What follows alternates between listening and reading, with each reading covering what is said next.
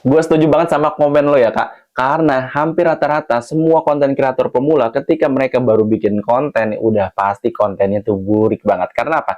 Kita nggak punya basic yang namanya bikin konten dan juga gimana basic bikin atau ngetek video yang bagus tuh kayak gimana. Dan kita nggak tahu gimana caranya bikin isi materi konten yang relate dengan target market kita ataupun audiens kita. Nah ini waktu awal-awal gue bikin konten nih, lihat ya, kualitas videonya kayak apa.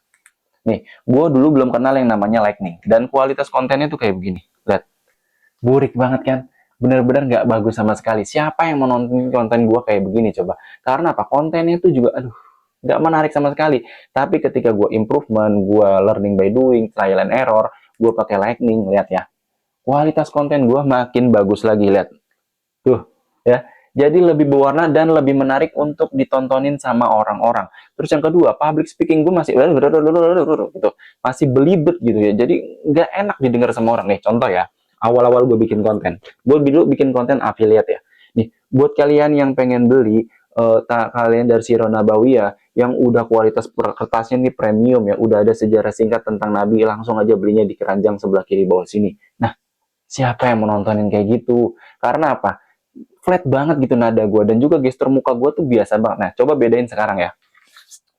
Buat kalian yang masih pakai kalender konvensional di rumah, langsung aja ganti pakai kalender Sirah Nabawiyah ini ya untuk anak-anak. Karena ini bisa menambah edukasi anak tentang sejarah singkat tentang Nabi Muhammad SAW. Dan ini kabar baiknya harganya tuh lagi murah banget. Kalau kalian nggak percaya, langsung aja cek di bagian bawah sini. Beda kan? Public speakingnya jauh lebih terlatih, lebih baik, lebih bagus, lebih jelas ya. Nah, kalau kalian juga mau yang kalender kayak gini ya, komen di kolom komentar mau, nanti gue kasih link produknya, kalian langsung beli aja di situ ya. Terus yang ketiga, tentang isi konten. Isi konten kita tuh harus relate dengan target market kita atau audiens kita ya.